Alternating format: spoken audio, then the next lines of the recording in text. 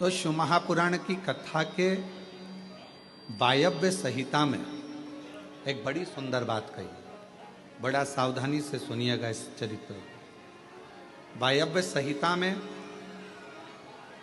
श्री वेदव्यास जी वर्णन कर रहे हैं और वायव्य संहिता के अंतर्गत वेदव्यास जी कहते हैं कि अगर तुम मंदिर तक ना जा सको,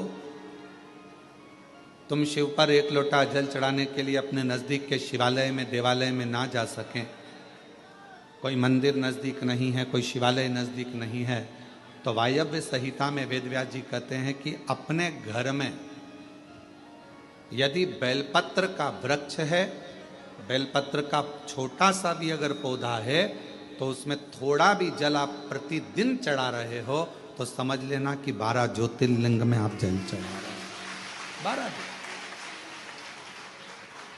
ये वायव्य संहिता कर। मान लो मंदिर नजदीक में नहीं है, बीमारी बहुत ज्यादा है, तकलीफ बहुत ज्यादा है, और कहा हमने कथा में सुना है कि जल चढ़ाने जाना चाहिए, तो वहां बेलपत्र का अपने गमले में एक छोटा सा पौधा लगा, छोटा सा पौधा, और छोटा सा पौधा लगाकर उस पौधे की परवरिश करो, जल चढ़ाओ। जब वो पौधा बड़ा हो जाए तो किसी बगीचे में जाकर कहीं शिवालय में, देवालय में, कहीं पर एकांत में उस पौधे को लगा दो। जैसे तुलसा जी को बड़ा कर कर तुलसा जी का मंगल विवाह शालिग्राम जी से होता है, देव उठनी एकादशी पर शालिग्राम बाबा के साथ मंगल विवाह किया जाता है, वैसे ही बेलपत्र के पौधे को बड़ा कर कर उसको भी शिव को समर्पित किया जाता है, भगवान शंकर को समर्पित किया जाता है। पर उस पौधे को पहले आपको बड़ा करना पड़ता है। पहले जैसे बेटी को बड़ा करते हैं और फिर उसका कन्यादान करते हैं, बेटी को बड़ा कर कर कन्यादान देते हैं, उसी तरह से बेलपत्र के पौधे को बड़ा कर कर उसकी आराधना साधना कर कर फिर उसका दान दिया जाए।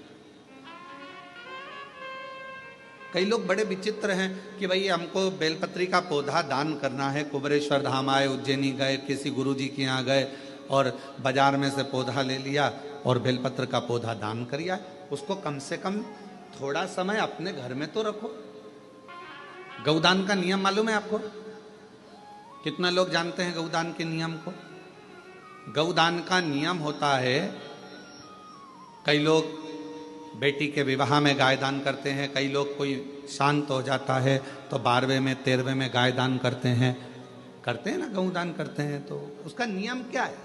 गौदान का नियम होता है कि गाय को अगर दादा परदादा के लिए दान कर रहे हो, वो चले गए, शांत हो गए, उनके 12वें में, उनके 13वें में, उनके 1 महीने के बाद अगर आप दान कर रहे हो, 12वें 13वें में दे रहे हो, या कन्यादान बेटी का कर रहे हो, उसमें गौदान कर रहे हो, या तुम्हारा मन हुआ का गौदान करना है हमारे पूर्वजों, तो पहले उस गाय बछड़े को अपने घर में रखकर उसकी सेवा करना पड़ेगी 1 रात्रि 2 रात्रि, उसके बाद गौदान करो। पहले उसकी सेवा तो करो। आपने तो डायरेक्ट फोन कर कर कह दिया गाय लिया ना, दान करना है, पंडित जी ने संकल्प छुड़ाया, गाय दरवाजे पर आई और 1 मिनट में संकल्प छूटा, पंडित जी से कहा ले जाओ गाय, लेके जाओ जल्दी से, गाय बछड़ा लेकर जाओ। पंडित जी गाय बछड़ा लेकर चले, गाय बछड़ा पंडित जी लेकर चले। ये श्रेष्ठता नहीं। तुलसा जी का पौधा घर में रखकर उसको पोषित कर कर बड़ा कर कर फिर शालिग्राम भगवान से विवाह कर कर फिर दिया। बेलपत्र का पौधा पहले बड़ा कर कर अपने घर में थोड़ा सा, नहीं ज्यादा रख सकते तो 8 दिन 7 दिन 5 दिन 15 दिन 20 दिन 1 महीना 2 महीना 4 महीना 6 महीना जितना आपका रख सकते हो रखकर फिर किसी जगह पर लगाए। क्यों? क्या जरूरत है गुरुजी अपने घर में पौधे को रखकर फिर दान करना, अपने घर में पौधे को रखकर फिर कहीं लगवाना, अपने घर में पौधे को पहले परवरिश कर कर फिर कहीं उसको लगवाना? कारण क्या पड़ता है?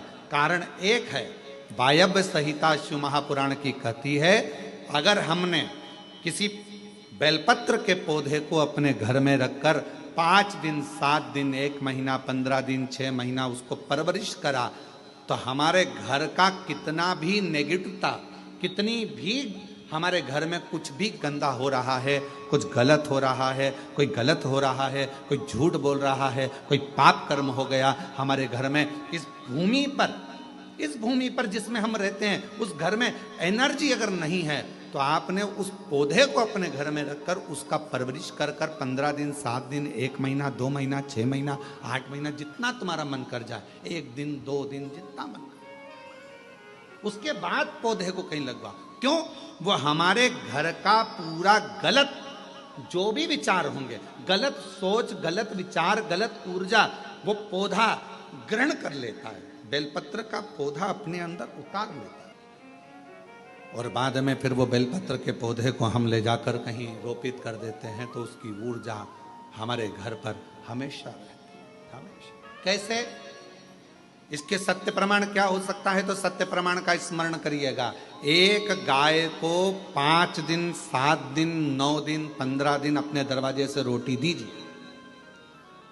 9 दिन रोज रोटी दो, 10वें दिन गाय तुम्हारे दरवाजे पर आकर खड़ी हो जाए। बोलो, खड़ी होगी कि नहीं होगी? जम के तो बोलो, खड़ी होगी ना। गौ माता को तुमने रोटी दिया, अब गाय रोज आकर, तुम रोटी खा रहे 2 दिन, 3 दिन, 5 दिन तुमने रोटी दिया, तो गाय आकर खड़ी हो जाएगी। एक कुत्ता को तुम्हारे दरवाजे पर रोटी देना चालू करो, 8 दिन बाद वो कुत्ता तुम्हारे दरवाजे पर बैठना चालू कर देगा। बोलो, सही है कि गलत है?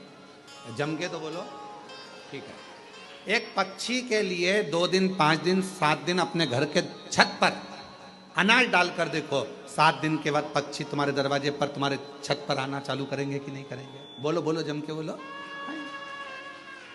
पक्षी आ रहे हैं, गाय आ रही है, कुत्ता आ रहा है, किसी को दे रहे हो आप, तो वो आ रहा है। उसी तरह जब हम हमारे घर में एक बेलपत्र के पौधे को बड़ा करते हैं, और बड़ा करने के बाद उस बेलपत्र के पौधे को तुम कहीं पर भी, इंदौर में रहते हो, सीहोर में आकर तुमने लगा दिया, खरगोन में रहते हो, बरहानपुर में जाकर लगा दिया, ग्वालियर में, तुम्हारा मन पड़े तुम अपने घर के आसपास में भी कहीं पर भी उस पौधे को, तुम रहते यहाँ हो 200 मीटर की दूरी पर, 500 मीटर की दूरी पर, 5 किलोमीटर पर, 10 किलोमीटर, कहीं पर भी जाकर उस पौधे को लगा दो।